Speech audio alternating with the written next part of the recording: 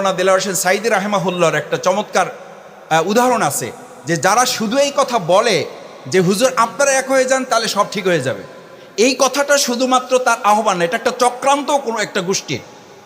সেই চক্রান্তটা হচ্ছে ওই যে বলে, ওই হুজুর বলতেন আর কি, যে 5টা মানে ইলিশ মাছের দোকান দেখে তো আপনি মন খারাপ করার কথা না, বরং একটা ইলিশ মাছের দোকান থাকলে আপনি মন খারাপ হবে, যে বাধ্য হয়ে তো নিতেই হবে, তার মধ্যে একটু স্বৈরতান্ত্রিক মনোভাব থাকে যে আমি একাই তো যা দাম বলবো নিতেই হবে। আর 5টা থাকলে তো আপনি দামাদামি করতে পারবেন, দেখতে পারবেন কোনটা রূপালী, কোনটা পদ্মার, কোনটা তেঁতুলিয়ার, কোনটা বঙ্গোপসাগরের, কোনটা ডিম আছে, কোনটা ডিম নাই, আপনার আগ্রহ থাকবে। এখন আপনি 5টা দোকান থেকে যদি কোনো ইলিশ মাছ না নিয়ে বললেন যে ভাই দোকান 5টা মিলে একটা হন, না হলে আমি 2 কেজি খেসারির ডাল নিয়ে চলে গেলাম। এই কপাল পরা বদনসিবগুলো হচ্ছে তারা যারা প্রকৃতপক্ষে ইসলাম ক্ষমতায় আসছে তার হাতটা কাটা যাবে এই ভয় সে ইসলামকে ক্ষমতায় নিয়ে আসতে চায় না, সেটার অংশ হিসাবে। এই রাষ্ট্র তারা চায় না যারা ধর্ষণ করবে, ধর্ষণ করলে তার মাথা পাথর দিয়ে চূর্ণ বিচূর্ণ করা হবে, এই ভয় যারা চায় তারাই শরিয়া রাষ্ট্র কায়েম করতে চায় না।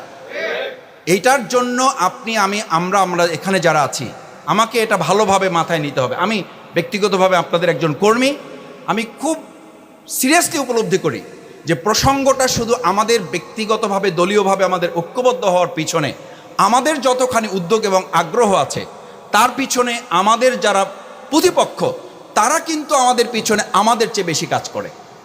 যখনই দেখে আমরা একটু কাছে আগেই যাই, তখনই দেখবেন আমাদের কদর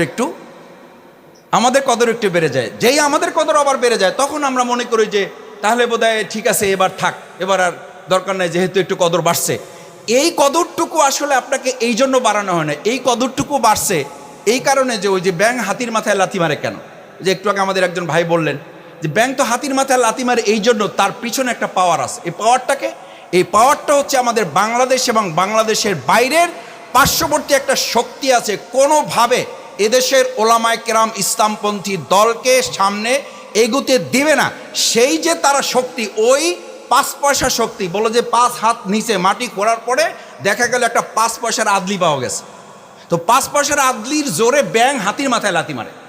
আমাদের এত ওলামায়ে কেরাম, আমি তো বিগত 14 দল, 15 দল, 20 দল, 16 দল, 17 দল, এক এক দলের সভাপতি হইল নিজে, সহসভাপতি হলো বউ, সেক্রেটারি হলো নিজের ছেলে, তারা মিলে 14 দল করছে।